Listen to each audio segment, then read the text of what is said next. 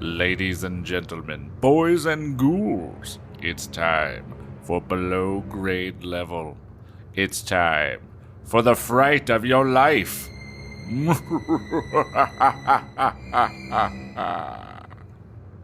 Hello and welcome to Below Grade Level, the show where we take the books that we read as kids and read them as adults and ruin them.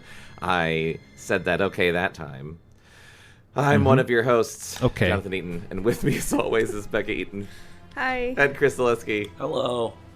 We were at a party last night. I feel like our voices are so fucked up. We just shout. Yeah, it's going to be a very liberal use of the cough button for me this episode. We are doing this. We're doing this all a little differently. We are recording this at 10 a.m. on a Sunday morning after we went to a fucking Christmas party. And our special guest returning champion, John Walker, is on today's episode. And yet, this is the second to last episode for this book. I've been demoted from closer to fit him in wherever. You haven't been demoted. You've simply just been reshuffled for this book, and we'll go back to our regularly scheduled closing practices next time. I know how star power works. But I also feel like now the closer spell has been broken, though. So I don't know. Maybe you'll have to talk to my booking agent before you get me for another one of these. Shit. Yeah, the next time we ask you, you're going to be like, nah. Well, it's like if I can miss the ending, if I can miss the ending of one of these books, it means I don't even have to understand that. So tonight, I don't have to understand what happens before or after anything I'm reading. You don't which gives me a certain freedom. And so now it's like, well, how untethered am I? Well, we'll see. We'll see if this book scares me away forever. No. That can't happen. We gave John a rundown of this book so far before we started recording, and it is truly like this book is beyond indecipherable at this point. It is. As we were explaining it to you, I was like, man, this is a huge bummer. Like, to make you try and understand this and then not even get closure. Well, but it's fun to do funny voices for a couple of hours or whatever, So it is so hard to explain what's happening in this book, but that is good, at least, because it means a lot of fun, crazy shit has happened. Yeah. Well, why don't you tell us, Bekah, what happened just last time on Scavenger Hunt? I will try. So last time we go back to the priest confession scene. I wrote the confession boy because we still don't really know who it is. He says the scavenger hunt was all a lie. Also, the priest was just very over it. Yeah. The priest was like, what scavenger hunt? What are you talking about? Go to the police. Did you say you murdered someone? Yeah. Why are you telling me a story? The boy says they went in a tunnel and someone was sacrificed and is asking about someone being able to come back from the dead. Oh. Paula finds the watch that Carl left behind as a clue, which that watch didn't make a lot of sense. It didn't really matter. Carl took his watch off and was just like, they'll get it. I'm like, no, it's just your watch. Yeah, they already knew that you're ahead of them in the scavenger hunt. Yeah. I forgot. Tracie told her team about the incest that she witnessed, and everyone else was just being pretty chill about it. Like, it was not the proper reaction. They were like, so what? They kiss. They're like, maybe you don't have the full story. Yeah. And Tracie starts to make a connection between the clothes that they're finding, Mr. Partridge, and Joe. So right. Mr. Partridge is the teacher or principal, I don't remember, that sponsors the scavenger hunt. But he was, like, wearing hiking clothes that day? Yeah, I don't remember. Like khaki hiking clothes. It's all, So they're starting to make connections, but they still don't know what's going on. And then we had a really long section of reading that newspaper story that was talking about Dan and Claire, who funded a gold expedition forever ago, which are obviously Davy and Ceci. Let's see. Tracie doesn't think Tom was around last year, and everyone is struggling to have memories of Tom. Tracie breaks into that house, the purple house, where the purple lizard was outside, and she finds... Oh, it was like a bunch of horrible newspaper clippings about like murders and shit. Okay. And a life-size poster of Mr. Partridge. So she thinks it's his house because there's a life-size poster of him there. But that's not an object you run across in most people's houses. Yeah. Unless you're like a really rich person, you have a giant portrait of yourself. But I wouldn't describe that as a poster. Yeah. And this is like a shack in the desert. There's some... I can't really remember what happened here, but there was like some slime in the house, and she follows the slime, and the slime is acid. But then I think she just gets out of there. Yeah, there's like a slime trail. I think it's from the lizard that Davy stepped on. Yeah. Of course. We think is Mr. Partridge. Yes. Of course. That's what happens when you step on lizards. They leave acid slime. Yeah. Then we go back to the other scavenger hunt team. Carl is also not being able to remember details about Tom. Tom tells him he didn't get hurt at football, but he won't tell him anything really. And they make Carl break through a wall to get into the mine. Carl thinks that they're vampires. Or at least, I don't know, I guess he must have said something about it. Yeah. And I wrote down they all kind of have superpowers, kind of, but not really. Like, Davy has super speed. Yeah. Tom is super strong, and Ceci is just always hungry. She's been eating that's really this entire the day. only weird thing about her is that she eats so much food. She had like 5 ice cream cones earlier. Yeah. And she's like ravenous. All the same so flavor? Well, one was her brother. Ew. Maybe it's like Slither, where they had to like feed that lady, and then she blew up into like a bunch of alien babies. Maybe they're... I don't know. I mean, I know She's like an Slither, alien but mother. I don't know that many things that are like Slither in that way. Maybe this is one of them. Maybe so. So Leave it up to Pike. Right. Yeah. They're in these tunnels that look like cooled lava, and there's a bunch of crystals around, and Ceci brought a dog down there that she found outside. And that's where we are. That's where we left off. Yeah. Basically, Narrative Leaps, the book. Oh, and it sounds like... Wait, did Rick and Paula meet back up with them? I don't know. With who? Carl? Oh, wait, sorry. This went back. Oh. This is way back in the book. I was just like, wait, why is Rick and Davy talking to each other? And that was the wrong chapter. You We're on idiot. chapter 10.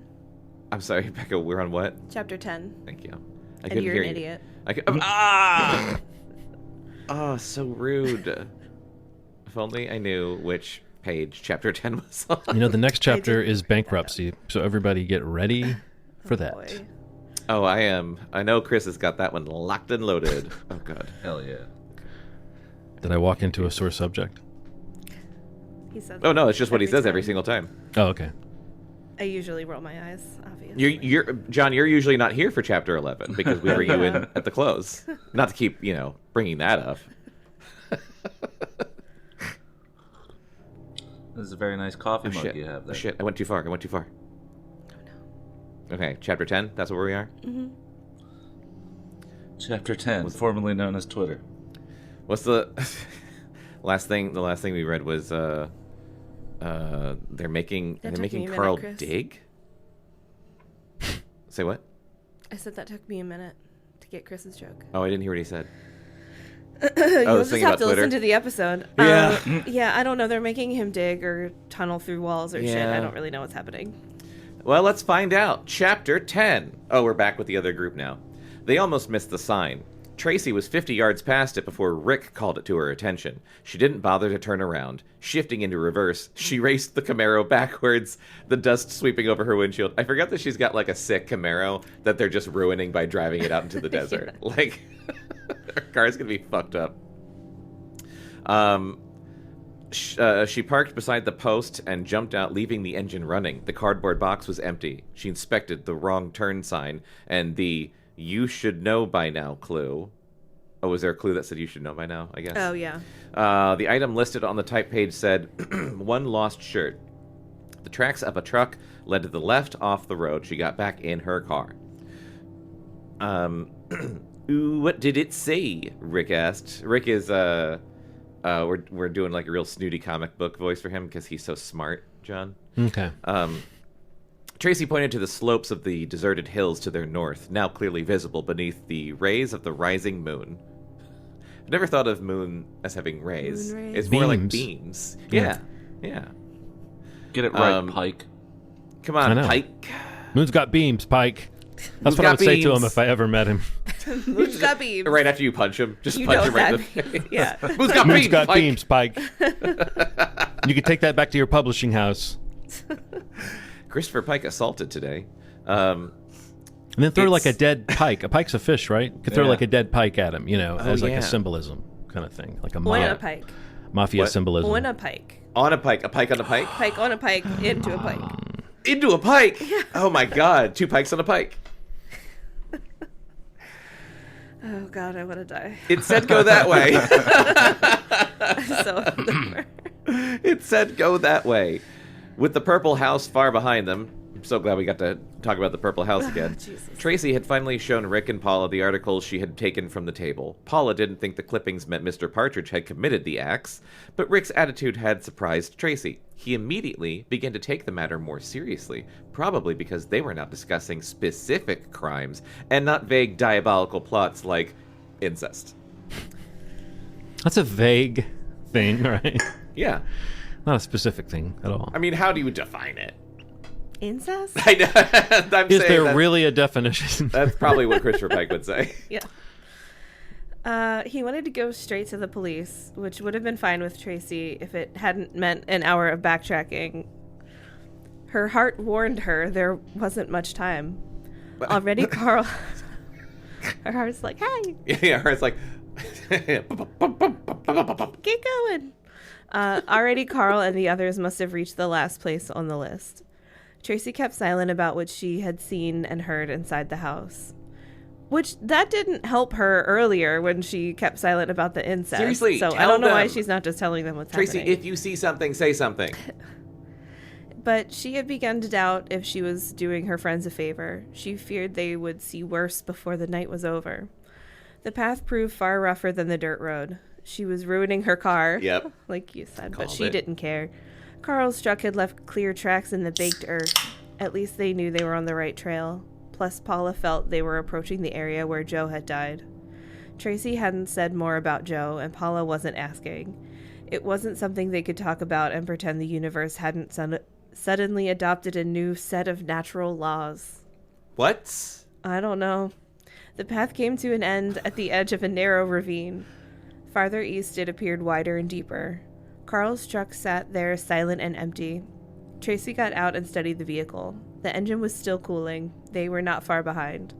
She had no illusions about where the others had gone. It didn't take a sharp eye to spot the opening in the side of the hill where the gully ended. I hope that's not the place we read about, Paula said from her place in the back seat behind Rick. Tracie leaned across Rick and pulled the flashlight out of the glove compartment. Rick had adjusted the coiled contact wire inside, and it was working better. God, that was such a boring page. Oh, man, you got a Bekah page. Ugh, it's been a while. Yeah. I'm me going too. to check it out, Tracie said. You two wait here. You're kidding, Rick said. I'm serious, Tracie said. In fact, Paula, take my car and get out of here. Carl can give me a free ride home. I just remembered Say Paula's free. voice. Oh, yeah. You can't go in there alone, Paula said. Why? You can't leave Rick out here alone, Tracie said. Don't Was argue there a with chapter me. about her smoking or something like that? And she works in Yeah. a Yeah. rubber factory. Oh, right, yeah. We think that her voice is gone because of the rubber fumes. And the cigarettes. And you can't leave Rick out here alone, Tracie said. Don't argue with me, she stepped back. I'm going. Paula got out of the car in a hurry, grabbing Tracie before she could take a half a dozen steps toward the mine entrance. You know what that dude said about this place? But Carl's in there, Tracie said. Fine, Paula said. Let's just wait here until Carl comes out of there. Tracie shook her off. I can't wait. He might not come out. Ladies, Rick said, there's only one thing to do. Let me go.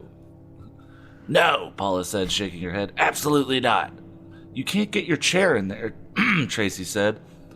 Then why did Davy invite me here? Rick said. You said it yourself, Tracie. He directed the story about Volta at me. There must be room for me. Give me the flashlight. I'll see Put me on about the- Carl. Put my chair on the tracks. Tracie The came mine and tracks. knelt. The mine tracks. Tracie came and knelt by his side. He was clearly exhausted. He usually had a nap in the afternoon and always went to bed early. She took his hand, the frailness of his return grip surprising even her. Jesus. You're right, she said. Davy did want you here. Maybe more than the rest of us. And you're expendable because you're sick. Oh, God. Oh, yeah, isn't he dying? Yeah. Yeah. Yeah. Oh, yeah. They said he had like a year or two to live. God. That's grim. I know. But that's why you must leave here. Davy has never liked you, Rick.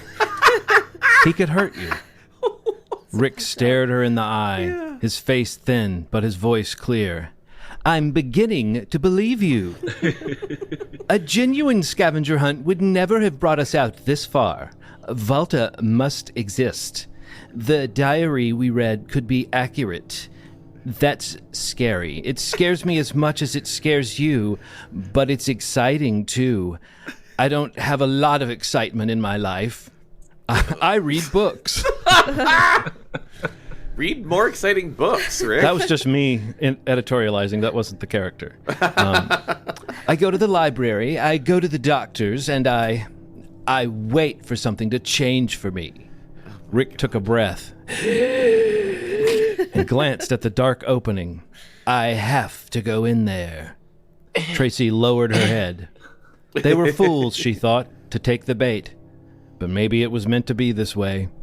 They would all go inside. But she already knew they would not all be coming out. Oh, no. Also, like, Tracie is like fucking Sherlock, who just jumps to these conclusions. She has been jumping Really, yeah. to crazy conclusions. John, you should read this page, too.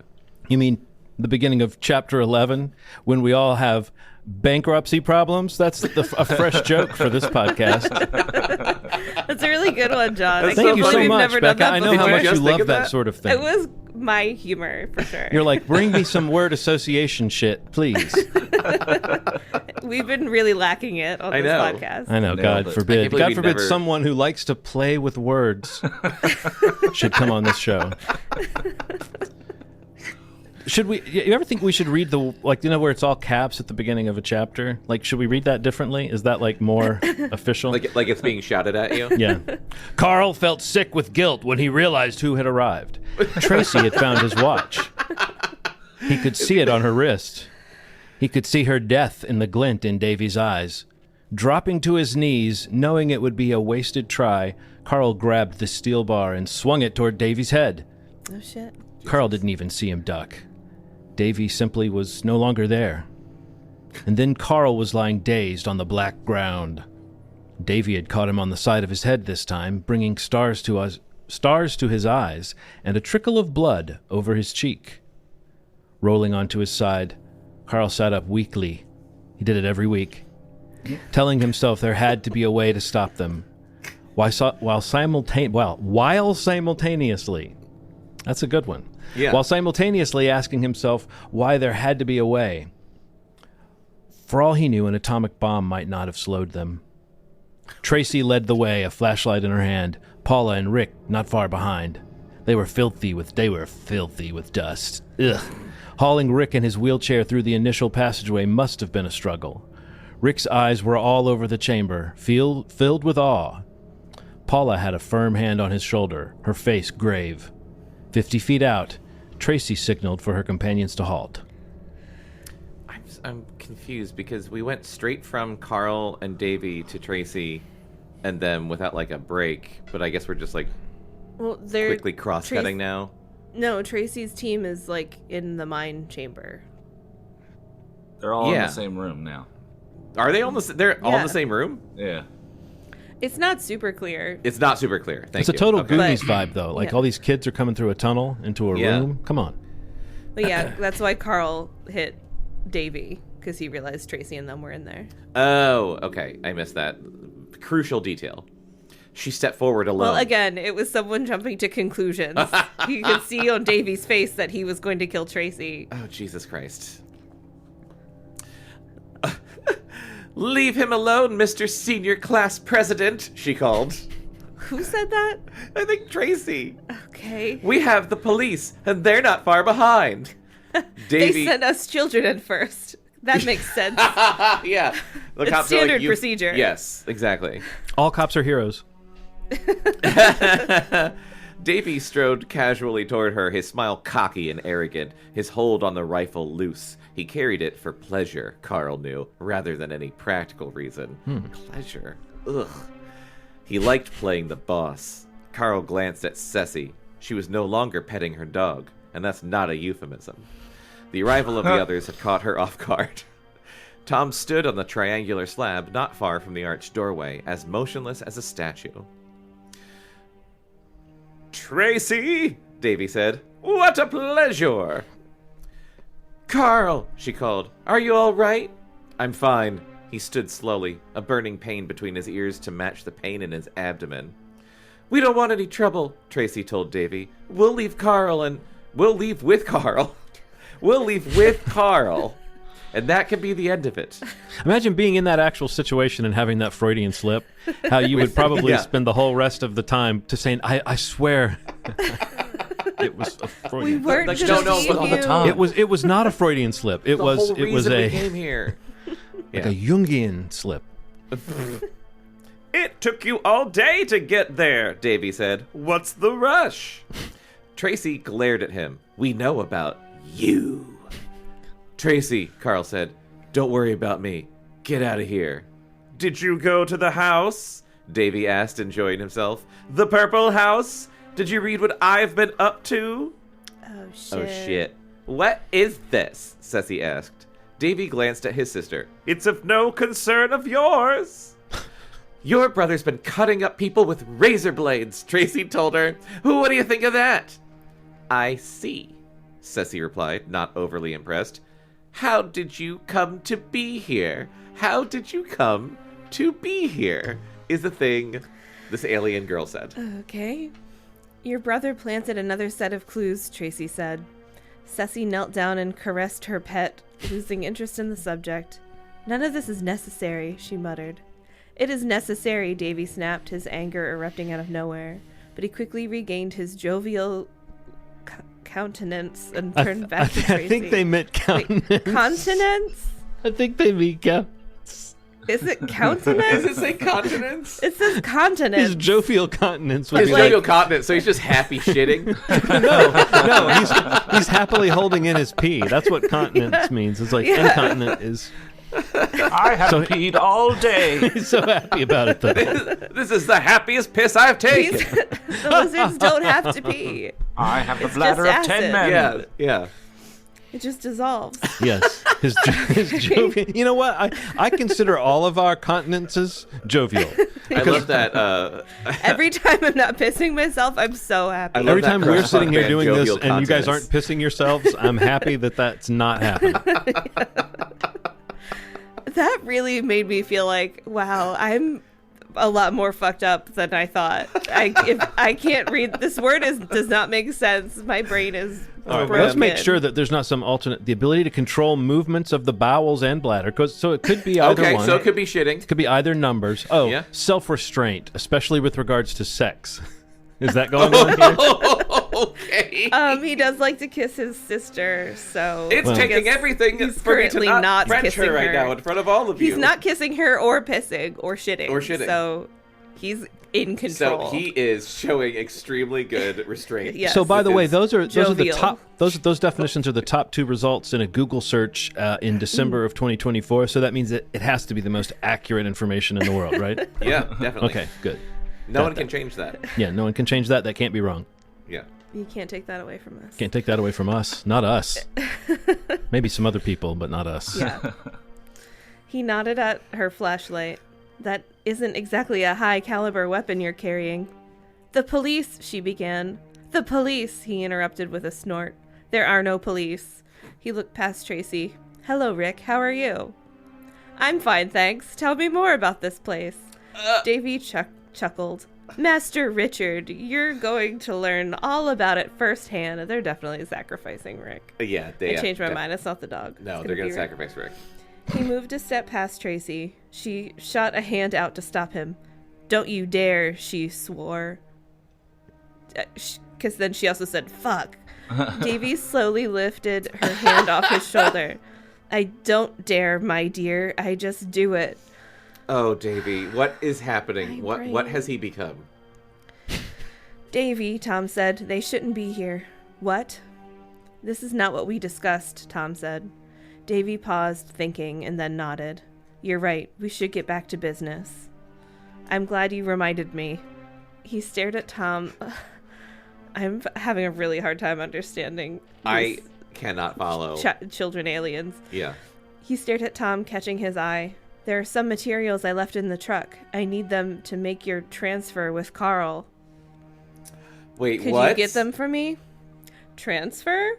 Carl didn't much like the sound of that word.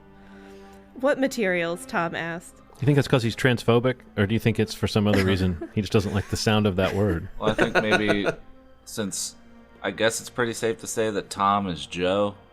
I think so. Yeah. And maybe he wants to take over Carl's body since Carl left him for dead. It's like I don't know. Yeah. Davy continued to stare at Tom, his eyes unblinking. His voice took on a much softer tone.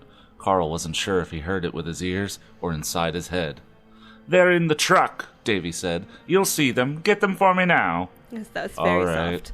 soft. Tom said, taking a step off the slab, then halting, shaking himself slightly. "He's hypnotizing him." What? "Now," Davy repeated. "Where?" Shaking Tom asked, himself? frowning. "The truck," Davy seemed to whisper. "Go there." Tom glanced at Ceci. She didn't look up. She seemed to be thinking too. Tom's eyes went back to Davy, whose gaze never left Tom's face. For several seconds, nothing happened. Then Tom began to walk stiffly toward the tunnel, yet he paused as he passed Paula. Love that alliteration. The teacher, Mr. Partridge, was hypnotized. So remember they talked about how he was walking stiffly, like his legs were And like he always wooden? wore sunglasses. He's not a Frankenstein. He was hypnotized. And he's wearing sunglasses. Yeah. Oh, What does that have to do with it? We had I don't considered know. that he might be a Frankenstein. Yeah, or like We went Nick through a lot Cage. of theories. We Okay. thought vampires. We thought Frankensteins. Yeah, those we are the thought, first you'd go to. Chris said Atlantis at one point. Aliens, lizard people. Subterranean Yeah. lizard people. All Yet the he classics. I didn't think that's what you were going to say, though. I thought...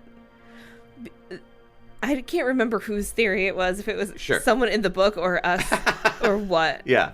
But, yeah, we think Joe is Tom somehow. We think Joe is somehow Tom. Joe is somehow Tom, and that's why Paula feels, like, connected to Tom. Oh yeah, she's like kind of into him. Yeah, Yeah, and it's because it's her dead boyfriend. yeah.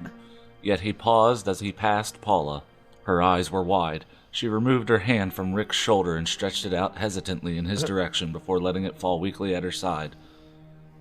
"Who are you?" she asked, and her voice trembled.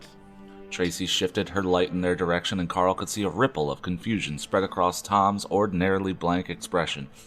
He was on the verge of speaking when Davy reinforced his order. "Hurry, Tom," Davy said. Tom left. 2 miles of pure black lay before him, and he didn't even bring a flashlight with him. Carl realized that Tracie must have made the same observation. How? She paled as Davy returned his attention to her. The play of their opposing lights was hard on the eyes. The walls crawled with elongated shadows.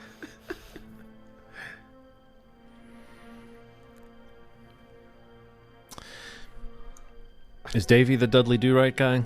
Yeah. Yeah. I want you two to help Carl dig, Davy said to the girls. Go to hell, Paula sneered. Davy moved towards her. No, he took a step in her direction, and then he was at Paula's side, gripping the big finger on her right hand and pulling her slowly and painfully into the air. Ew, Incredibly, in the blur of motion, he had also managed to slip his flashlight into his belt. Tracie whirled. By the way, that's flashlight, not fleshlight. I don't know if my accent is ever going to be confusing for people. Into his belt. Tracie whirled, obviously shaken by how he had gotten past her. There are many hells in this universe, Davy told Paula. Which should we visit first? I cannot get past lifting her in the air by her finger. By her Did big it finger. dislocate and break Yeah, I right was gonna off say, her body? Did he not rip her finger off? Because I feel like that's what would have happened. There wasn't some earlier development about her, like, saying, I got my fingers reinforced. Pure steel in there. It's all foam rubber. It's very flexible.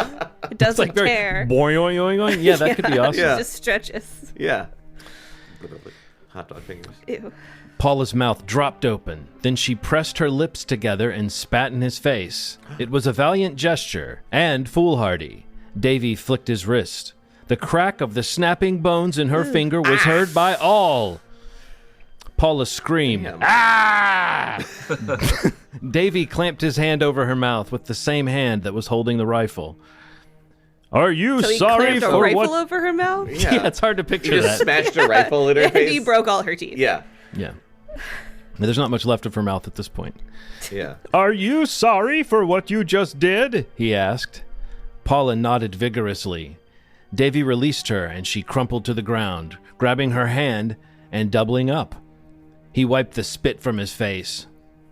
You are going to be even more sorry, he said. Davy, Rick spoke up, trying to sound casual but clearly shaken by what he had just witnessed. You and I have to talk. Intimidation is not the way to handle this. You obviously have a lot more to you than meets the eye. Davy smiled. Wah, wah, wah. Wah, wah, wah, wah. Davy smiled. You think so? Oh, yeah, Rick said, a worried eye cast toward his sister, who had yet to get up. Carl could see she was in a lot of pain. You must be connected with the amazing people who built this place. I'd like to hear all about it. We could write a book together on the subject. You'd be famous. I have been famous in your history, Davy said, throwing Cecy a look. Many books have been written about me. Many stories have been told. He's Jesus. Oh, God. Yes, I Oh, no, hope. he's Sherlock Holmes. No, he's Dracula. No, All of them. who else? No, he's Abbott and Costello meet the Wolfman. How many books have been written about that?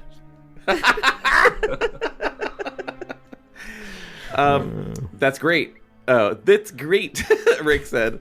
So why don't we all sit down and have a nice talk and let things cool down? Cool down? Davy asked. He let his head fall back and looked up at the black dome, drinking in the obnoxious fumes as if they were a draft of scented air. No! I'm having too much What fun is to cool that? down. Obnoxious fumes. Obnoxious fumes. These That's fumes not are the- obnoxious. Yeah. It's the draft of scented air. But like, did he mean noxious? Well, he meant countenance, and he meant noxious, yes. Yeah. Oh my God.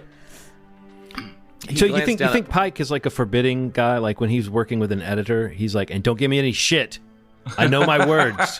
Yeah. You could be Does it out say on your ass. Obnoxious? It says obnoxious. What the fuck? Yeah. Brave of you to assume there was an editor. Right. We're it's on him. page It's him talking to his 150. mirror. You know, Oh my god, like I opened up to 149. Green Goblin style.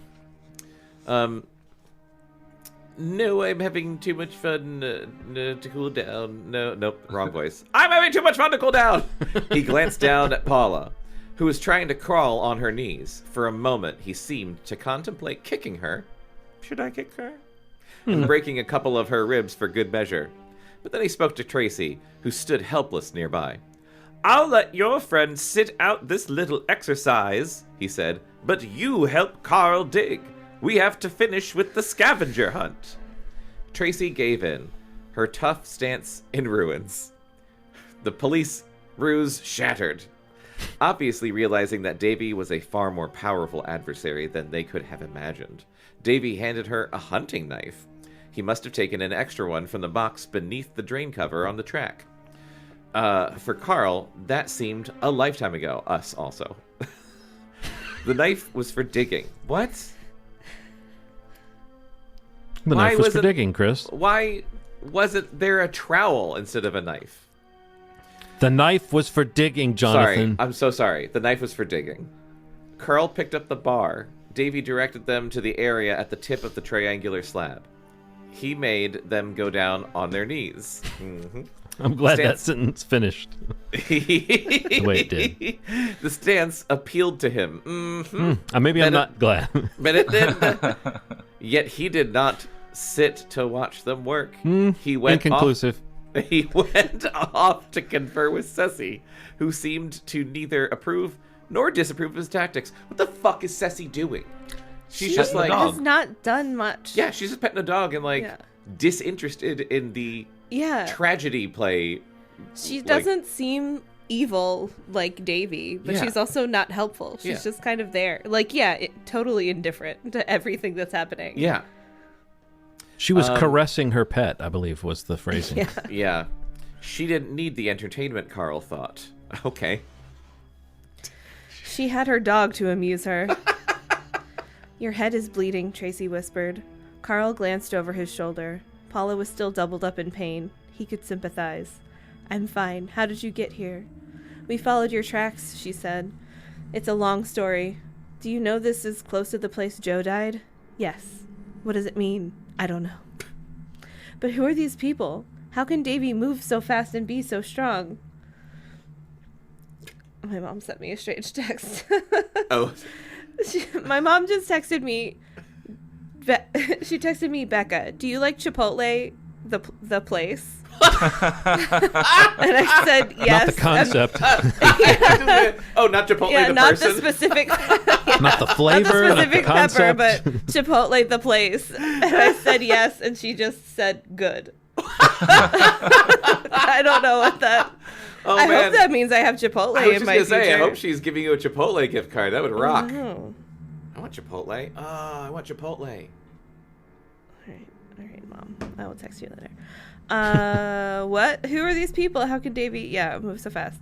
I don't know, he repeated. Are they human? He glanced at her. She had set the flashlight on the slab to keep her hands free. The focus of the beam caught her below the waist. Sorry, was that a flashlight or a flashlight? I don't know, because we are going below her waist right now, sending harsh shadows over her face. Yet there was something in her eyes that seemed to resist the gloom of the chamber, a trace of the sunshine he always used to imagine she carried with her. What? He would have given his life to know she was far away and safe, but you won't date her or talk to her. Now you want to save her from a cave. He just wants to die to know that she's far away and safe. He didn't say anything else. He's like, that's how much I don't want to date you. I want her as far away from me as humanly possible. I'll die to make sure you're far away. And safe. And safe. Yeah. And safe. But it's not happening. Well, or so he told himself. Okay. So amazing. No, he said, they can't be human. What are they going to do to us?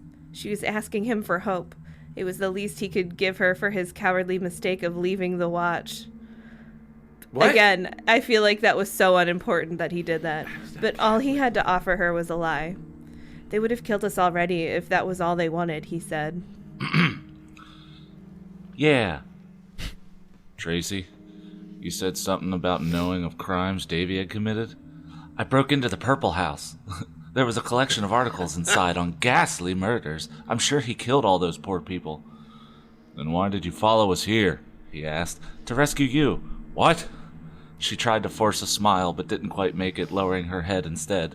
She was too smart to fall for his lie. Her eyes moistened. I had to come, Carl. Gross. Davy had remarked that the ground was not as hard as it had looked, and in the place where he set them to work, that was definitely true. In fact, the earth appeared to have been recently uncovered and then replaced. Besides being soft, it was uneven. They set aside their tools after a couple of minutes and just used their hands. The soil had a grainy texture to it and was somewhat sticky. Ew. It was not long before they had built up respectable piles to either side of the point of the slab. Each pile had its own top hat. Wow, It's we like are that's- living in a nightmare, but I am really proud of this pile of dirt. You know what? Your pal's pretty good, too.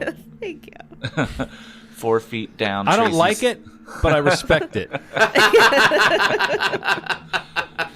4 feet down, Tracie's hand struck an object. A note of surprise passed her lips, and Davy immediately scurried over. Ceci stood and followed at a more leisurely pace, the dog at her heels. By this time, Paula was sitting up and breathing normally, although it was clear her finger needed medical attention. Davy waved Paula and Rick over with the barrel of the rifle. They approached reluctantly, as if they were held at gunpoint, and as a group they gathered around the hole. Do any of you know what's buried here? Sorry. Davy asked. I guess Maybe it's that. apparent. It's apparent scrolled based on really the voice. fast. No, that was really good though. It's like we don't really need it when we hear that recognizable voice. That's Davy. Yeah. That's Davy all over, baby. If we guess correctly, Rick asked, do we still get a free trip to Hawaii? You'll get something far more valuable than that, Davy said. What? Rick asked. I'm discovering tongue twisters everywhere today. Don't spike your coffee at 10 a.m. on a Sunday. Nonsense. What? Rick asked. Your freedom, Davy said. You'll let us go? Tracie asked. We could do with a lot less asked and saids. Yes. Here. Okay, well, let's see how far we can go. Let's just see. Everyone close your eyes. Two different people talking. Everyone, Let me take you there. Let me take you there. Paint us a word All right. poem. Yeah. What? Oh, no, sorry. What? No, already. It was already shattered. But sometimes an artist takes a second. You've heard that saying, right? Sometimes an artist takes a second. As Pablo Picasso said. Okay, everybody, you remember the scene. Okay. Any listeners, I encourage you to close your eyes, whatever you're doing. I don't care where. Driving. Yeah, whatever. Walking, driving, on the treadmill, gardening. What? Your freedom. You'll let us go? I promise. I don't believe you. You should. Why should we? You don't have any choice. Ceci moved to Tracie's side. That was great. I knew exactly who everyone was. Could I make like a moving sound that sounds like Ceci? Oh, yeah. She's got a dog, so it's like go past the microphone or something. For 1 second. If only she was wearing corduroys. Yeah, that's true. That should be written in. Ceci had changed since entering the chamber. She was more serious, and there was a vibe about her that Carl could only describe as powerful. Really? You guess? Ceci said to Tracie. Tracie hesitated. A body. Close. But you must be more specific. I'll give you one more chance. Tracie glanced at Paula, perspiration breaking out on her forehead. You're just playing with us, she said to Davy. You won't know for sure unless you try. You'll let us all go? I might.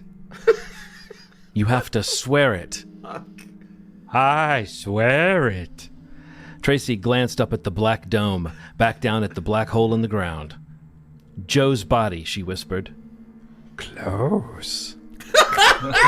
You sound like Yoda. He's become Yoda in that one really creepy moment where he says, You will be. Like Jesus Yoda. Yeah. Jesus Yoda. Oh my God. Am I right? Tracie demanded. Davy smiled. There's much more to it than that, and one might also say, much less. Now I want to hear him be like, much more to it than that there is, but there's no logic. I know. Well, yeah, he's speaking in riddles like Yoda. Right. God damn. Oh, shit. Okay. Are you two Daniel and Claire Stevens? Tracie asked, finally getting there. I see you've been doing your homework, Davy said. Who? Carl asked. Two of the people who supposedly were there, but then who supposedly were there. Where? But they died in this gold mine 100 years ago. I thought there were 4 people, Carl asked, trying to recall the details of the story. Only 2 died. Tracie gestured to Ceci and Davy. These 2 survived. Davy did not respond to the comment, but strolled to the base of the slab, laying the rifle aside. Oh boy, John, you aren't kidding about this book and its tongue twisters. There's secret tongue twisters. How did he know? How did Pike know? How did he know? Laying the rifle aside beside the arched doorway. That's just as bad writing. I know. That's not...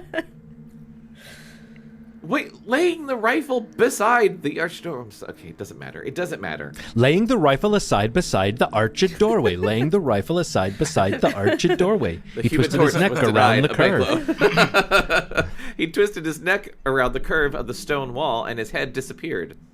It did not simply become difficult to see in the blackness beyond. It became a part of the blackness. Ooh. What? But then he pulled back, and his head was where it had always been. The act appeared to have invigorated him. He strode toward them again, leaving the rifle behind.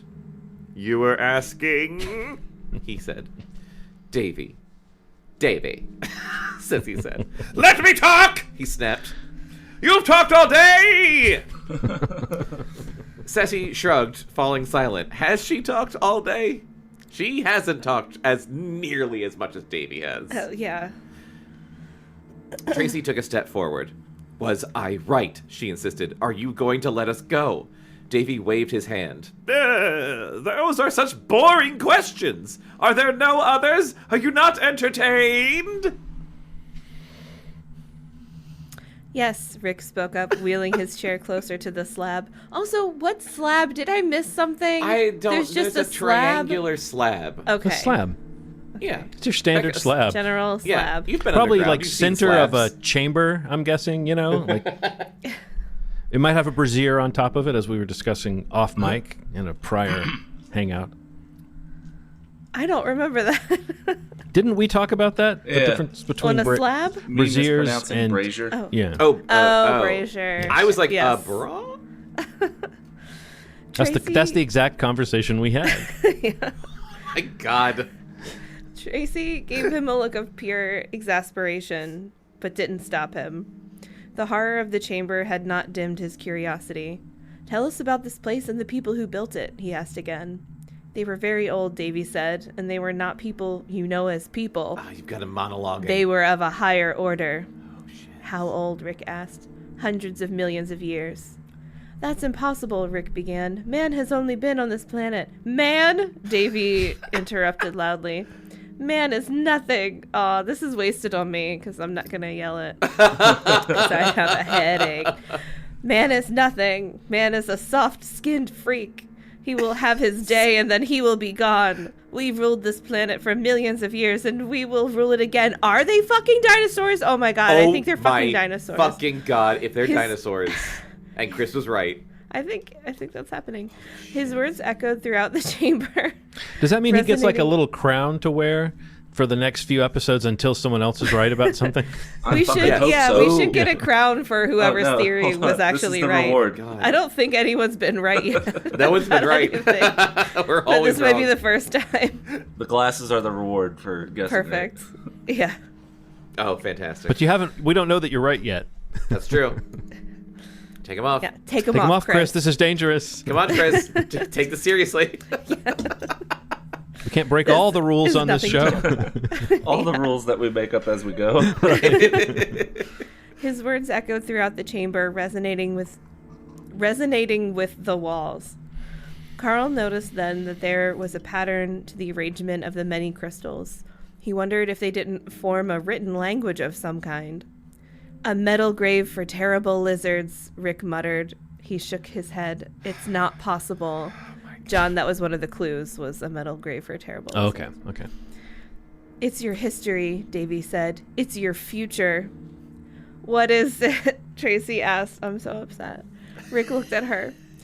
The dinosaurs ruled the earth for millions of years, he said. He's implying that an intelligent reptilian race evolved out of them and went on to form a civilization. Is that correct, Davy? Davy nodded, watching his sister, who was watching him. Chris has the glasses on. As he Chris. I know, it's like should. he may as well just put them on, right? Like I can just go Yeah. ahead and concede. If someone was taking the opposing view, it's like he's got enough votes to win at this point. Hashtag Chris was right.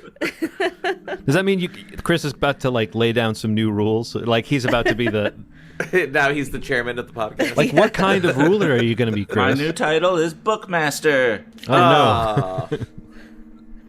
Oh, no. From now on, we only read novelizations of Doctor Who episodes. Fuck. Oh no. Oh, no. God. Well, we had a good run. Has it? Go ahead. Make your joke. Give me a break, Paula muttered. Carl could hardly believe her nerve. She pulled out a cigarette and went to light it with her uninjured hand until Ceci raised a hand and caught Paula's eye in much the way Davy had caught Tom's before he had sent him away on his errand. What a sentence. Paula quickly put away her lighter. How far advanced were they? Rick asked. Did they have computers? Could they travel in I don't space? even know how to sum this up. They're dinosaurs. They're dinosaurs. Davy chuckled. They had more important things to do with their time. The secrets they unlocked make your science seem like child's play. How do you know this? Tracie asked. I know. Davy said. What were the secrets? Rick asked. Davy stared down at the hole they had dug. The secrets of cause and effect. He said, his tone softening, changing, taking on a faint hissing sound. Of life and death. They learned how to balance the scales in their favor, to break the scales even, and turn them around. He They're pointed doing to the everything ground. with those scales. Finish. They're balancing them. Our dinosaur scales! First, they balanced the scales in their favor. It's like, hey, cool, they worked with the system. Now they're breaking the scales and then turning them And around. then turning them. Like, hey, wait, you just It's balanced just like what my those. dog would do with scales. He didn't even mean to balance them. He just accidentally did that first. The rest is just, chaos. No, Tracie said. You told us you would let us go if I guessed correctly. Did I say that? Did I say that? You know damn well you did, Who, me? Tracie said. Davy smiled. And you know damn well what a liar I am. Ha ha. He gestured to the ground once more, this time indicating Carl should dig alone. You should probably be the one to finish this dig. Carl got back down on his knees, searching for the spot that had caused Tracie to stop, having the awful thought that what he was feeling for might be waiting to bite his fingers off. Yet when he first touched it, the I think thing it's just a seemed corpse. innocent enough. You're probably fine. He brushed aside another layer of the earth. Oh my gosh, this next sentence. It was only a pair of sunglasses. Were they flashing Were bright they pink? flashing neon sunglasses? Yeah. Of the sort worn by a podcast king? His relief lasted a grand total of 2 seconds. Someone was wearing the glasses. Davy laughed aloud as Carl let out a cry and jerked his hand back and leapt to his feet. Stepping into the hole, Davy used the tip of his boot to expose the face of the unfortunate soul. After all they had witnessed, it shouldn't have been a shock, and yet the sight of the corpse almost caused Carl to faint. It was Mr. Partridge. Bum, bum, bum. So Davy has a hissing voice now, and he's got the voice he had before. I think it's a perfect time to say, yes, he sounds like Yoda. I told him to bury himself at least 6 feet under, Davy said and sighed. So hard to find these days, good help is. What's he doing here? Rick asked, stuttering. The grand prize he is, Davy said. Paula, dear, weren't you in one of Mr. Partridge's classes? Yes, and he reminded me of you, Paula said. He bored me to tears. Classic Paula. I love Paula. Yeah. To tears? Davy asked, holding her gaze a moment. Paula tried to meet it, but ended up looking down. Davy went on. He might have been a bit dull at times, but you see, he was only a puppet. Like Yoda, right? Being senior class president and having so many other responsibilities, I couldn't always keep his strings uncrossed. What's that mean? Carl asked. He was my alter ego. What? You ran the club? Naturally. Is he dead? Sure. Sure. Sure. That's never Sure. the answer to is he dead or is she dead? Sure. Or are they Sure. dead? Yeah. Sure. Sure. Oh, sure. Dead is whatever you want it to mean. Yeah. Was he ever alive? A more profound question with no easy answer. Davy replied, Thank leaning you. over. You're welcome. But we could say that a piece of him must have been alive at one time. Look at this. Davy removed Mr. Partridge's sunglasses. Empty sockets stared out from behind them. Tracie No. grimaced. What happened to his eyes? Oh! He hasn't had any eyes for a year now. Davy said, putting the glasses That does sunglasses sound like some shit Yoda would on say. himself. Yeah. This is like crazy Yoda when he's trying to Yes. fool Luke, right? Yeah. Yeah. Right, yeah. Mine. He waited for them to respond. It was a year ago today. when the clouds above were dark and heavy, and the stars above them had come into a favorable aspect. I told you. Oh, there's so much of this. Tracie, No one will be mad if you stop doing the voice. you were. Hang on a second. Exactly. Oh, I'm back to this now. It's easier for me to do. Is that easier? It's easier. It's easier for everyone. But especially your wife. Tracie, you were close, but as they say, close only counts in horseshoes and grenades. Horseshoes and grenades. I know, isn't it General hand grenades? Isn't it Not usually hand what they say? grenades? Yeah. All grenades. He's taken away the alliteration. Don't forget about foot grenades. Yeah. Or face I grenades. was just thinking, aren't all grenades hand grenades? Yeah. I guess if you have a grenade launcher Aren't that's they coming all, out of a though? launcher. Yeah, I guess. I don't know. Some could are have a kick rocket-powered grenade. Grenades. Where am I? I have no Horseshoes idea. and grenades. Horseshoes and grenades. Oh my god, I am losing my mind.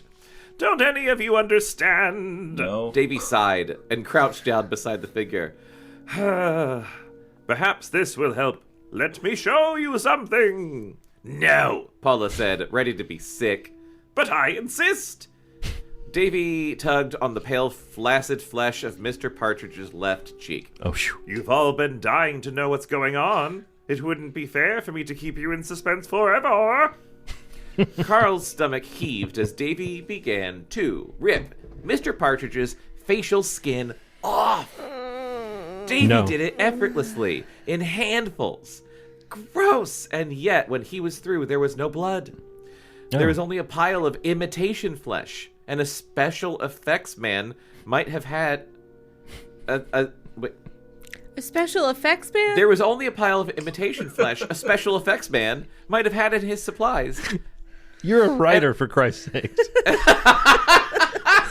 A special effects man. A special effects man. You know, like maybe if That- you're reaching for the comparison, make sure the comparison has got like some really solid like noun choices. You know. You just like Yeah. kick the door into to the prop shop and you're like, "Hey, what's up? I'm the special effects man." Hey, it's me.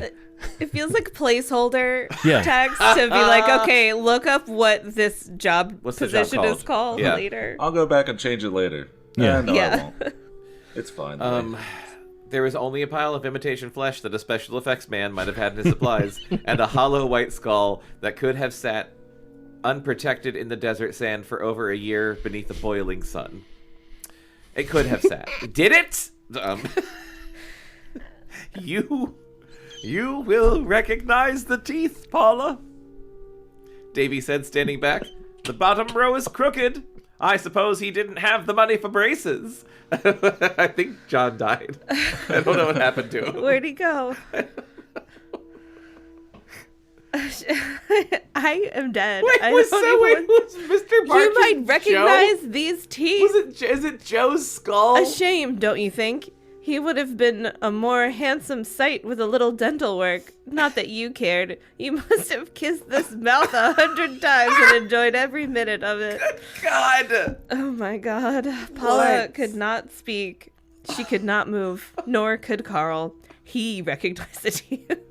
He was also He had kissed kissing the that lips mouth. more than Paula. Only Tracie had the will left to say it. This is Joe's skeleton, she whispered. Davy clapped his hands together. I definitely must send to Hawaii. Yes, this is Joe. John, you just missed the reveal that this skeleton is God. Joe's skeleton. He's the one who made the scavenger hunt possible. Too bad we don't have Tom here to tell you all about it. The plan was for... Who's Tom? I don't fucking... So the skeleton was Mr. Partridge and Joe? Or the Mr. body? Partridge was Joe's skeleton in special effects makeup. Okay. I just want to say that the sentence that killed me. Well, I read ahead right before Jonathan said, you will recognize the teeth, Paula. I don't know why that sentence destroyed me. You just had to go... I had to go. some fresh I had to air. go cough my guts out and take about 19 breaths. So, oh, God. Oh I'm back my god. now. I'm here with Okay. you all now. Understand any of this? I hope that when I came back, I didn't bring something with me, though. We are all my haunted for God. having read this. Oh, no, we're the seriously. we all died together, and we don't even know it. Yeah. Yeah. This is the Christopher We're Pike all book. Joe. We're all Joe Skeleton. Yeah. I knew it. The plan was for you to dig up Joe and then have Tom put on his sunglasses. The gesture would have been so symbolic. It's a shame I had to send him away. What? I don't know. Davy took off the glasses and gave them a brief inspection. You must recognize these, Carl. They belong to Joe, he heard himself say. Kid Midas's? All the clothes. I know. So many sunglass-related books. In the desert. Yeah. All the clothes they had found, all the clothes Tom was now wearing had been Joe's. Okay, Carl is just now catching up Yeah, to this. okay, we figured that out. Except for the gold chain. Joe had given that to Paula the night before they'd gone into the desert. Davy nodded. The flood washed him down here. I know, Master Richard. Why is he calling him that now? We'll don't say know. that's He's an impossible. asshole. That's just how dinosaurs speak. Okay. But after all, he's not as smart as he thinks, or he wouldn't be here. In this place, anything goes. It wouldn't be incorrect to say this place sent the flood to fetch Joe. We have a habit of getting whatever we need. I don't know. I don't know. We, Tracie said, the terrible lizards, Davy said, and gestured to the skeleton. This guy washed down here and through this door and lost his skin as well as his clothes. Ew. I love gesturing to a skeleton and just being This like, this guy. This guy's skin fell off when he washed into our cave. But in doing so, he gave us a chance to come back out and play. We made a deal with him. A deal I might say we have so far honored to the letter. We were the ones who put his bones back outside so that he could be found and have a decent funeral. I must confess, though, that we had a selfish motive. We didn't want people continuing to search this area. They might have found our special door before we were ready for them. But we buried Joe. No, Davy said. You buried the cemetery's fat security guard. What? Ceci and I stopped by the night before the funeral and collected Joe. Even back then, we were thinking of having a scavenger hunt, and we wanted to have a special, one-of-a-kind item for the last stop on the list. Davy nodded. You should have been there. The guard caught us in the act. We had a time putting him in Joe's coffin, seeing as how he was so obese. He put up a wonderful fight. He thought we were going to kill him when all we did was gag and bind him. Davy shook his head. It's amazing the pallbearers didn't notice the extra weight. What did you mean when you said you've come back out to play? Rick asked. Shut up, Rick. No, he's Davy studied Paula and stalling. Tracie. He's getting him to monologue. Davy studied Paula and Tracie. The girls know what... No one's coming to help them. Well, yeah. He's just trying to put off the inevitable. The girls know what I mean, he said. Carl knows too, although he's too ashamed to admit his role in this whole affair. I have nothing to do with this, Carl said bitterly. I've heard differently, Davy said. But who was Mr. Partridge? Tracie asked. I told you, Davy said. He was a puppet, a pile of skin and bones who responded to my will. I made him. But I wouldn't worry about him. You have other things to worry about. How are you connected with the ancient race? Rick asked. I didn't need to say Rick asked. That's what we've learned. I'm one of them. You're millions of years old? I'm doubtful, by the way. You might not have gotten that. I'm immortal. But obviously the same couldn't be said for the rest of your race. Rick said, probably not intending to taunt him, but doing so nevertheless. Davy showed definite signs of undergoing another one of his volatile mood swings, but Rick continued on, unaware. Oh, Rick. The dinosaurs disappeared overnight. Certain dinosaurs have even been fossilized in mid-stride. Some scientists have totally theorized that the Earth may have definitely been hit with a huge meteorite that instantly changed the climate. If you're from a race that was alive at that time, you just may have some idea what happened. Davy's emotional explosion was averted by Ceci. Taking a step in front of Rick, she turned her back on her brother, blocking Rick from Davy's line of vision. It wasn't a meteorite, she said. It was nothing a human being could understand. Was there try, a war? Though, to explain it a like, little we could bit? Try. No. I can't, Bekah. All right, busy. Sassy, damn. I'm busy in this book, Bekah. It was nothing a human being could understand, not even Bekah. God, it's so rude that Christopher Pike wrote that. The busybody of this podcast. Oh my god. So Was there a pointed. war? Rick asked. Ceci hesitated. Not exactly. Davy stepped down from the slab and stood near Rick's chair. He had not appreciated the interruption. I'm getting tired of these fool questions, he said. A demonstration is what we need for you turkeys. Ceci regarded him impatiently. Tom isn't here. Our debts should be satisfied first, Davy said. Our time runs short. That wasn't in our plan. I'm changing the plan. Is that why these others are here? Yes. You've talked too much, Ceci said. You've wasted the purpose of the scavenger hunt. You've lost your tension. Tension? Davy asked, surprised. How could that be lost? You fool, Ceci said. Davy backed off a step, his stare fixed hard upon her face. Then he moved. Carl's eyes couldn't follow exactly how he did it, but they caught enough to know what he did. He grabbed Ceci's dog and flung it toward the arched doorway. Ceci reacted almost as quickly, but she was a step behind. The animal's tail slipped through her fingers. It went beyond her reach, beyond the door, and was gone. He just flung a dog into the darkness. Damn. That's so sad. Ceci closed her eyes and rested her head against the stone wall. Did the dog have a name? Clenched. No. It was I just don't like remember if she named it. a random... Oh, yeah. Did she name it? I don't remember. Random desert dog. She literally found this dog in the desert like last, in like 2 chapters ago. Oh, okay. It then hasn't fuck been that here the dog. whole book. Yeah. Yeah, fuck that dog. The screams began. Carl had heard many wounded animals in his day. And why? And had always been deeply affected. Yet nothing had prepared him for the sounds Ceci's dog made as it died. Beside the pitiful yelps, he heard wild splashing noises and a faint, though distinct, sizzling sound, as if the animal had landed in a reservoir of highly corrosive acid. And, he knew, one of them was going to be next. The yelps finally ceased, but the silence that followed brought no relief. This dude chucked a dog into acid. Jesus. Is it Judge Doom? You were saying something about tension, Davy said to his sister.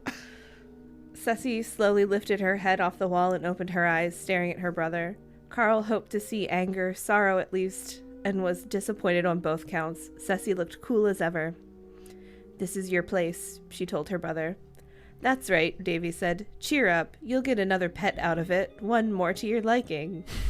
I prefer to choose my own pets, Ceci said. Do you have a choice in who you kiss? Paula asked her. Carl did not understand the reference, although Davy seemed to. He strode toward Paula and stood hovering over her. I don't like you, Davy said. Paula began to snap at him, then glanced at the black doorway and lowered her head. She's like... That's all right. Yeah, just... That's all right, she muttered. What? Davy asked. I said that's all right. Damn. For whom? Paula raised her head and swallowed. For both of us. What about for your brother? Davy asked. Paula didn't say anything. Davy smiled. Untie his shoelaces. Huh? I said untie his shoelaces.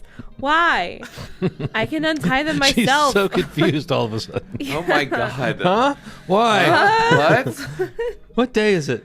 My finger's so broken. I can untie them myself, Rick said, bending over.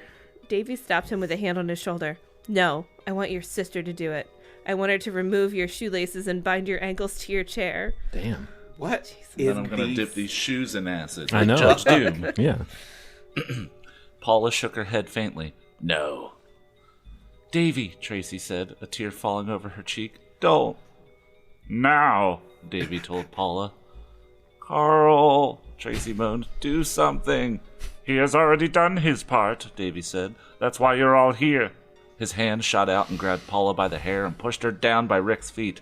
I have no patience for those I don't like, he snapped. I won't hesitate to throw you in the water. Paula began to undo the laces.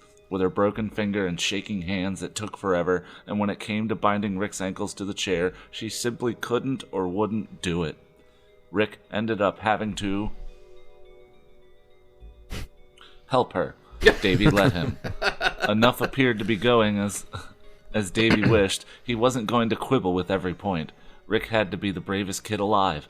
Rick had to know he was tying the noose on the rope that was going to hang him.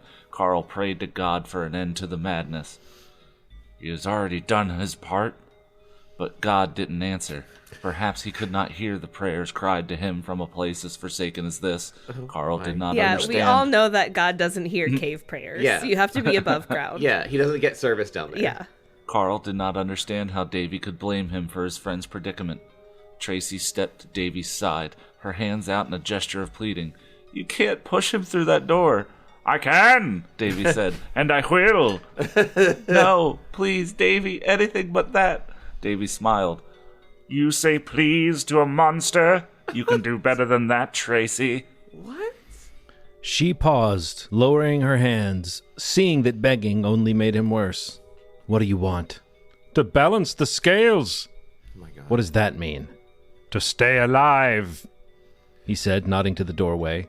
We need to sacrifice. To come back from the dead? To come back and play, Davy said. What? He pointed to a dark corner of the chamber. Something moved near the wall, something low and long, like the lizard Davy had crushed at the Purple House. A new pet for Ceci.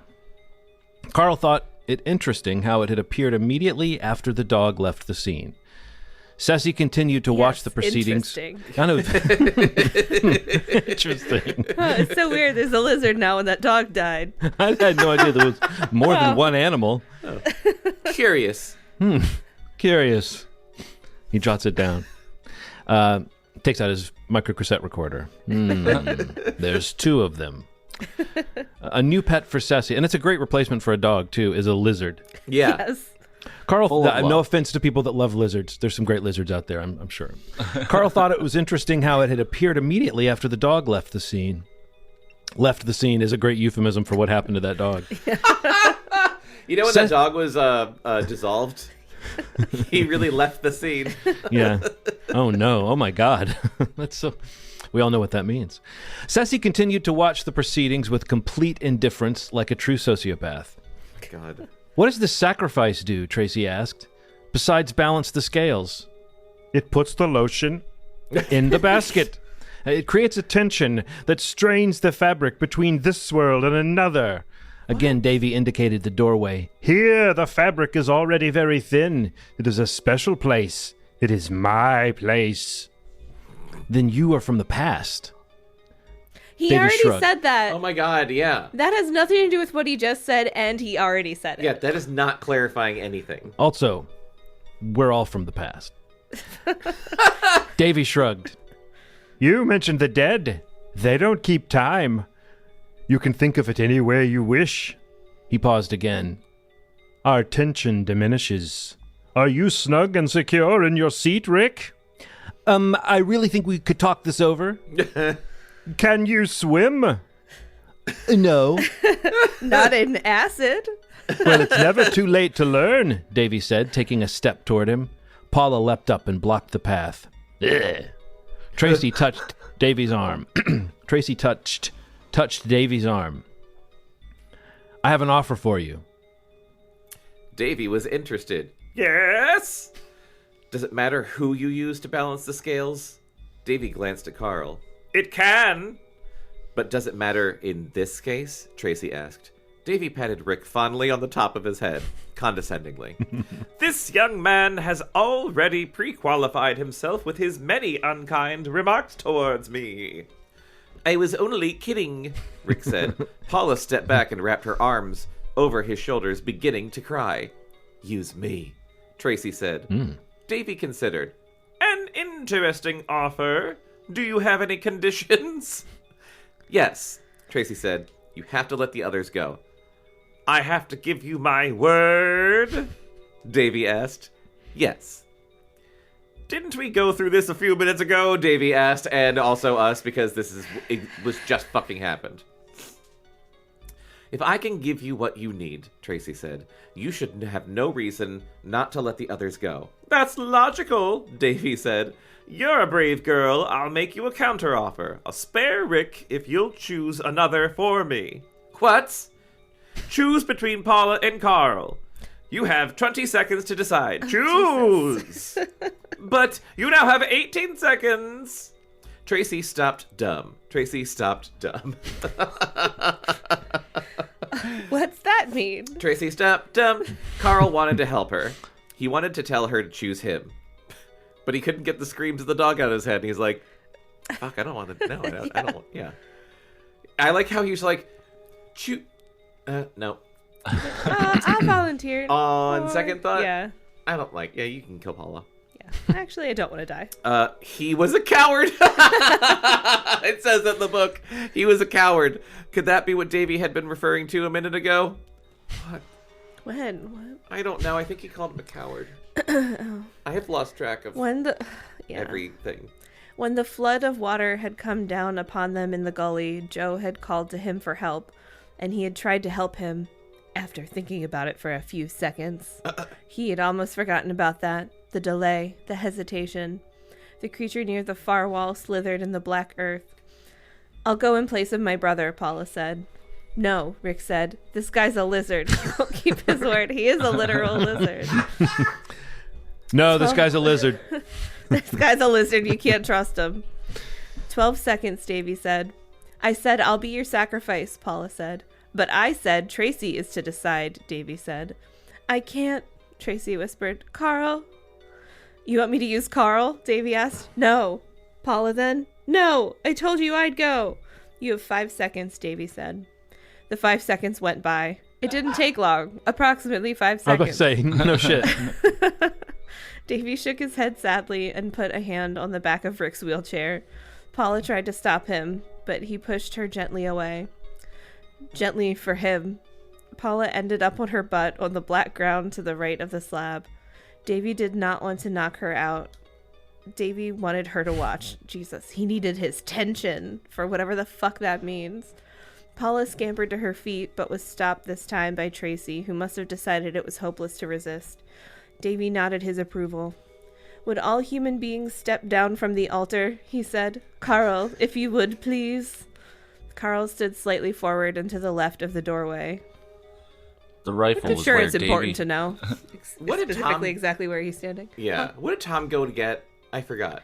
Something Materials. from the truck, they didn't say. Oh, materials, okay. Yeah. Yeah, I couldn't remember if they Well, said what it but was. he was hypnotized to go out there. I don't fucking know why, but Davy just didn't want him in there anymore. So he's Oh. probably just standing out there. Okay. The rifle was where Davy had left it, leaning against the wall to the right of the doorway. Carl figured his chances of reaching it in time to get off a shot at Davy's head were close to zero, but he was through hesitating. He leapt for the rifle. Then he was flying through the air, but not in the direction of the rifle. Davy had struck him again, hard on the side. He was flying toward the black doorway. He missed it by a foot, hitting the upper left side of the archway and fell toward the floor. Yet, even as he fell, he retained a large portion of his forward momentum. Landing, he skidded over the end of the gray slab and almost off the edge of the world. An instinct in his left hand saved him. When he came to his senses, he was hanging over the side of the precipice, his feet dangling below into a place where they could not be found. The 3 middle fingers of his left hand, all that lay between him and a bath that would ruin his smooth 18-year-old complexion for good. Ceci and Davy stepped to the edge of the doorway and peered down at him, looking more than 10 feet tall. They spoke. He saw their mouths move, but he could not hear them. Carl knew he should swing his right hand up and tighten his hold on the lower corner of the doorway, but was unable to communicate the message to his muscles. The fumes were overpowering. His brain was not working correctly, and it wasn't just because he was terrified. Something in the smell was finally getting to him. He was in a black void. His eyes could see that, which translated to mean they couldn't see anything. What? Oh my god, that was... His eyes could see nothing. I thought you made that up, but that's just how it's written. It's like he said it and then had to translate it immediately. You would think you would say, well, why not just put the translation Just write in? it better? Yeah. You would think. He couldn't see anything is really what he wanted to say. He could see that, which means he couldn't see anything. He could see that, but you know what I mean. Right. But by that, I mean, of course, he couldn't see anything. But behind his eyes, in his head, in that deep portion of the brain that scientists sometimes called the reptilian mind, because evolution had developed it first, millions of years before mammals were even a dream in the genetic code of a mutated DNA, he saw a different reality. He saw the past, or the future, or maybe death itself. He saw the other side, where Tracie and Davy had come from. His vision expanded, became unlocalized. Suddenly, he could see a multitude of directions at once. He realized there were many chambers beyond the doorway, each as large as an entire world. Each lay one upon the other, and he understood what Davy had meant when he said there were many hells in the universe. Each world was a horror. But before he could look closer, the vision collapsed. Carl's grip slipped a notch. He was back on the wrong side of the doorway. Davy was raising his boot. Tracie was shaking her head. Then Davy made a soundless laugh. And Tracie knelt down, and Carl felt a grip 10 times greater than his own take hold of his arm. Then he was standing on his feet in the center of the slab. "There aren't any bullets in the gun, Carl," Davy said. Carl collapsed. Soft arms circled him. Tracie was pulling him off the slab with her soft arms. He was alive. He had come within inches of death and survived. Yet nothing had changed. The evil gods still demanded their sacrifice. Davy lifted Rick and his wheelchair onto the slab, both of Rick's legs tied securely to his footrest. Carl struggled to his feet. "Tracie," he said, "you can stop him." Davy looked to his sister. Tracie ignored both of them. She was studying Rick. "I have never met another like you," she said. "I'm a one-of-a-kind item, baby," Rick said bravely. Tracie glanced at Paula. She was not watching. She stood with her head bowed and her eyes tightly clenched. She was breathing strangely, and she wasn't crying. She might have been going into shock. "Nothing changes." "Only I know this secret," Davy told her.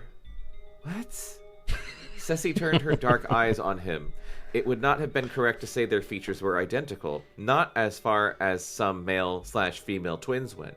Tracie's eyes were bigger, rounder, yet they possessed, Carl saw finally, no more warmth than Davy's. As she regarded her brother, Carl glimpsed something truly terrible in them. "Do what you will." "No!" Carl cried. They paid him no heed. The sacrifice would not be stopped. Tracie hugged Carl's side, and he wrapped an arm around her. He had never held Tracie before. He wished to God he had accepted her invitation to be a part of her team. Davy spoke to Rick. "Say your farewells." Rick turned their way. His cheeks were damp, but his voice came out even. "It's not so bad, guys. Really. I was going to die anyway. It was an exciting day. I think it was the best day of my life." Jesus fucking Christ. Are you fucking kidding me? Oh, Rick. He paused. "I love you all." He glanced at his sister, who could not bear to look, to even hear. And so she can't hear? She just turned her ears off. She couldn't bear to look. I can't look or hear. I can't hear. I can't smell. I don't want to touch you. I don't want to taste you right now, Rick. Ew. And whispered, "Love you, Paula. Bye." Oh my god. Rick turned away so they could not see his face. His wheelchair pointed in the direction of the arched doorway, Davy to his right, Tracie to his left. The chamber fell silent. Davy stretched out a hand and placed it on top of Rick's head. He began to whisper quietly, rapidly, his voice imitating the hiss of a snake, or the hiss of a dinosaur. Yet, possibly because of his brief vision of the other side, Carl got the gist of what he was of what was being said. It was an invocation. Davy was calling upon unnatural forces, but he wasn't trying to balance the scales. He was trying to cheat them. Rick became completely still. Carl prayed that he was slipping into a trance where he wouldn't feel anything when he hit the searing water. It seemed a futile prayer. Davy's magic obviously relied upon pain. Tension, yeah. Yet this time, someone may have heard Carl's prayer. Ceci stood idle during the proceedings, apparently uninterested in whether Rick died or if Davy succeeded in lengthening his weekend pass in the land of the living and warm-blooded. Yikes. But at the exact instant Davy had stopped chanting and placed his palm on Rick's back, Ceci looked up and stared Davy right in the eye. "Tom's returned," she said. "No," Davy said, distracted. Ceci leaned closer. "Tom's returned," she repeated. Davy glanced up at the entrance to the chamber, confused.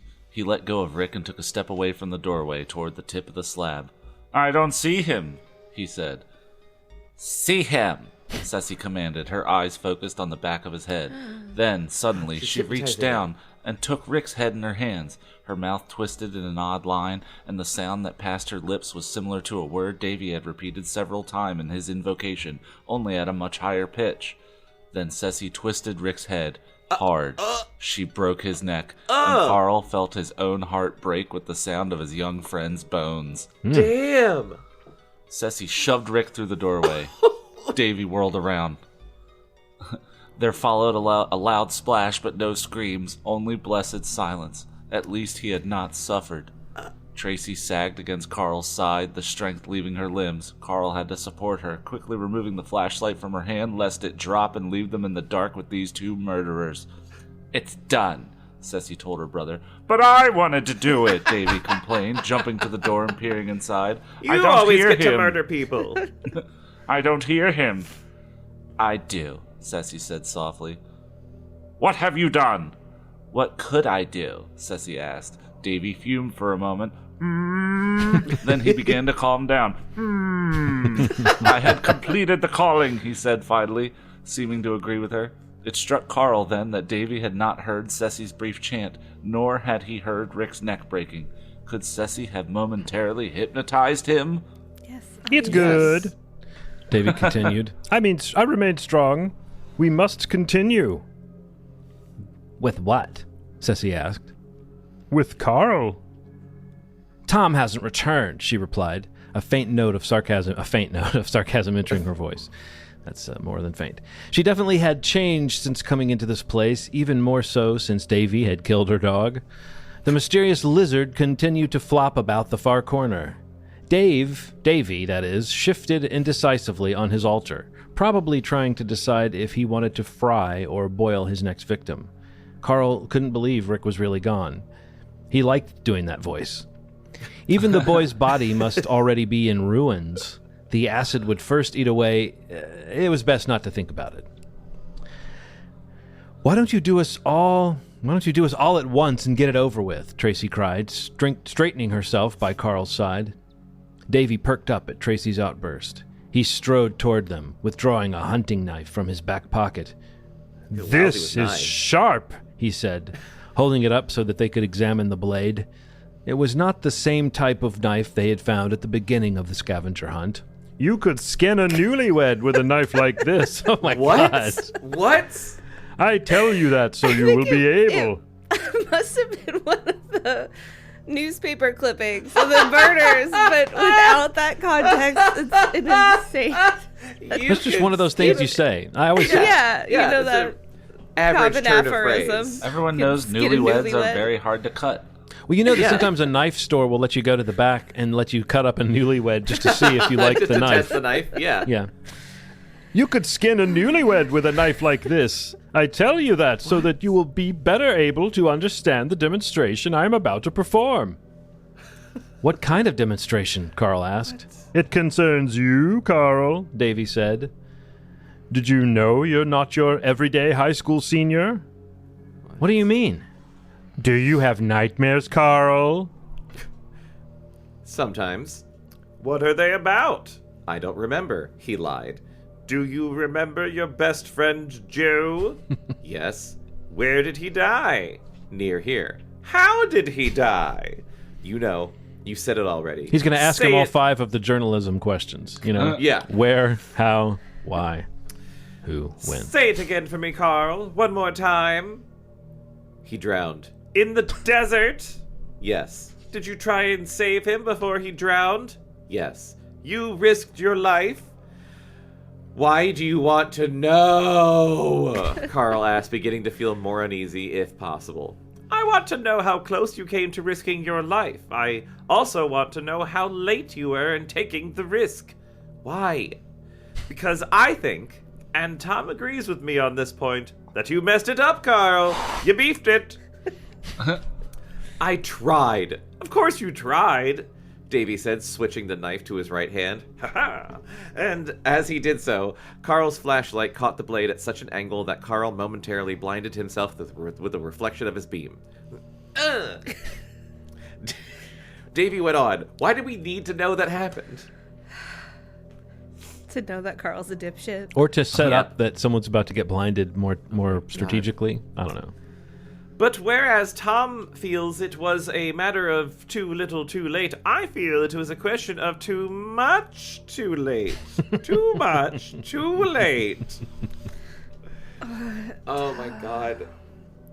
I don't understand, Carl stuttered. Tracie, Davy said, how does Carl feel to you right now? Fine, she said. I don't know. Are you sure he doesn't feel a bit cold? He feels fine, Tracie said. Make your point and be done with it. We're not your pets. Oh my god, seriously. You might want to stand back from your beloved while I make it, Davy said. Stop it, Davy, Ceci said firmly, although apparently she was not going to be leaping to anyone's rescue. She continued to stand near the doorway as if she were guarding it. Davy glanced back at her. Shut up, he said. Good one. Millions of years old. Yeah. Shut up. Shut up. Ceci didn't respond. Davy turned back to them. Tracie hugged Carl tighter. We've done nothing to you, she said. What do you mean I did too much? Carl demanded. Davy smiled. You drowned too. Wait, what? No, Carl said, shaking. That's not possible. You washed down here, Davy said. We got a hand on you, but you slipped away. I'm sorry, Carl, but you're as dead as Joe. I don't understand that previous sentence. Carl stepped back, pushing Tracie aside. He did feel cold then. He felt as if a flood of ice water had poured over his body for one whole year and washed away everything he called his own, including his soul. Yet he had to protest. I don't believe you, he cried. You lie. True, Davy said, raising his knife, but this doesn't... Ooh. Davy plunged the knife deep into Carl's chest. Oh my Carl God. tried to scream and couldn't. Davy pulled out the knife. It was covered with blood, but Carl felt no pain. The knife had not hurt him. Davy laughed joyfully. Run, Carl. Try to get away from us again. See if we don't catch you. This is the part of the hunt we've all been waiting for. Oh my Carl god. turned and ran. Ba, ba, ba, ba, ba. Wait, what chapter? 12. What a book. Okay. What the? They're fucking dinosaurs. Called it. You know what I think started to happen to you guys? Yeah, what's up? I think you're so used to me being here for the last part of the book. I think everybody started feeling like we were wrapping it up in that last scene. And then when you get to the end and you realize there's 40 more pages in this book, Yeah. it's like, oh, it's that part of the action movie that, you know, how action movies are all 2 hours and 20 minutes now. Yes. And there's always a point about an hour and 45 in where it could be the climax, but instead things just get worse and like some beloved character dies, and then you reset your mental, like you go, oh, there's a whole nother section to this. Yeah. So yeah. Like, and then you check Different your phone. things have to happen now for Right. it to end. Yes, there's a Yeah. whole nother section of story that has to take place, and you guys have to deal with the flashing lights of the podcast king. Oh god, it's so distracting. Come one, come all, see the podcast king. He guessed right the dinosaur twist, and now he makes all the decisions for us. Everybody should have a set of those that they can put on No, they instantly shouldn't. if they're I'm the proven only right one. about something. That seems to be the only standard, is that he got proven right about one thing. Yeah. After like 5 other theories. Don't mess up. Yeah. Don't bring up your stats, I man. guess I'll cross out Atlantis. Cross out Atlantis, cross out vampires. Maybe Atlantis Yeah. was populated by We dinosaurs. did think vampires for a while. We thought it was vampires for quite a while. Never could have guessed. I think that's because of the church framing device that you just immediately think like that. I know I Vampires keep- are Highlanders. You don't think I know they're I keep saying vamposaurs? this. I know I keep saying this, but it's cracking me up so much that when we read that first 2 chapters with Clint, and we're like delighted at what the book was at that point. He's just sitting there knowing that they're fucking dinosaurs. He just knows that they're dinosaurs because he Yeah. read this whole goddamn book. It's insane. God. Oh my god. It's kind of like a Davy-like thing. Like he led you guys into a sort of trap of sorts. You know? Yeah. Maybe he's a dinosaur. What if he's a dinosaur? We'll have to ask them. Yeah. Well, I know that the new science on dinosaurs is that they have like brightly colored feathers. So maybe check him for as much as you can. Check for feathers. I know Yes, on a yeah. Zoom call it's a little hard It's to. difficult. Yeah. Yeah. John, what did you think of this? You know, These words. it was fun. These words you had to say. It was fun, but because the end of the story is not even in the part, I have absolutely no opinion of what I just read. All I know is that to me the real meaning. What's the name of this book? The Scavenger Hunt. Scavenger Hunt. Yeah. Yeah. The real goal of the Scavenger Hunt are the friends that we made along the way, Yeah. or The dogs you have the people killed. that The you dogs were you already Bad friends with acid. that you podcasted with along the way. In which case, you guys are the meaning of the Scavenger Hunt for me. Oh, We're I know. your Hawaii. We're your Hawaii. Yes. You're my wet sock. Ugh. No. No. No, thank you. You're my I gave you Hawaii. Well, we will tell you how it ends. Mm-hmm. Whether you want to hear it or not, we're going to tell you. What they do. I like the idea that you like come to my house and like knock on the window. Hey, Yeah. Hey. Hey, John. Not only was it dinosaurs, they were vamposaurs. they were also vampires. You were right. You were right. Throw We- the, then this- we and brought then- you glasses the into your house. glasses. I put on the glasses, yeah. Yeah. Or you put them on me in my sleep, and I wake up to that. And just like whisper in your ear. He just. Just. I was thinking just set off air horns. You were right about the vamposaurs. Kiss him on the forehead and then set off And air then horns. leave. Oh, okay. That's a great. I was just reading a comic book where Lex Luthor has. I think he has Clark Kent there. He doesn't know it's Superman, you know? And he wants Clark Kent to report on what's going on, but he also wants Clark Kent to seem like a liar. And so he has a chimpanzee in a Superman outfit like come out of the floor and shake hands with him. And Lex Luthor's like, now if you report the truth, you'll sound like a fool.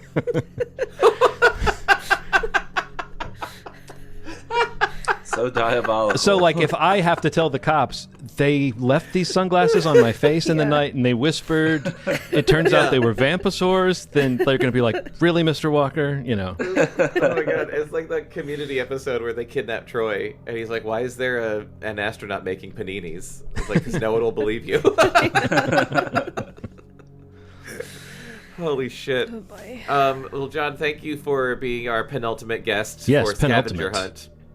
Hunt. What would you like to plug for anyone listening? What you got coming out, or I want to take a guess. movie How release? Chris, how would you pronounce penultimate? penultimate. Oh, you wouldn't say penultimate? I had $50 on penultimate. I mean, if I was reading it Right. in the book, Yeah. I'd probably. If you were reading it in an Penultimate. ostentatious voice, yes, penultimate. Penultimate. No, well, gosh, I'll rattle off some things. If you want to hear me talk about movies and TV shows that are relatively current and sometimes classic, you can listen to Movie Schmovie, which I co-host with my friends Ronald and Steve, and that's at movieschmovie.com, and I believe on YouTube if you look up Movie Schmovie, if you want the video version. Then also, there is a feed of podcasts that I make called FYIZ, just those 4 letters. Look for that wherever you get your podcast. There's stuff on there with authors and musicians and sometimes comedy stuff. And there is a podcast that we started a while ago that I took away because I didn't like my hosting service. Yes, it's as boring as that. But the Ookiest Hour has been reposted. So people should be able to find the Ookiest Hour. There's a second episode and a third episode coming soon. And lastly, I will say... well, not lastly, there's two more things. You can find my music at sci-fi.bandcamp.com. That's sighfigh.bandcamp.com. And then, yes, here's the true lastly. The Coen Brothers podcast that I started doing earlier in the year is back for a few episodes, and you can find that at Coen Tell Pro, a podcast about the Coen Brothers, and that is spelled COENTELPRO. Nice. You can follow. What is this? Below grade level. What has this book done to us? Where are we? I don't know. I truly feel out of space and time. You're on the hunt. I'm being hunted by dinosaurs. You can follow Below Grade Level on Instagram and TikTok, and you can follow Cactus Rodeo on Facebook, and you can subscribe to our podcast wherever you find podcasts, including YouTube. So thanks everyone for listening. Oh, Chris, what do you have to plug? If you're a fan of me, John, and John's jokes and jibes, you can also seek out The Sketchy Show, where we improvise sketches and Jonathan edits them into magic.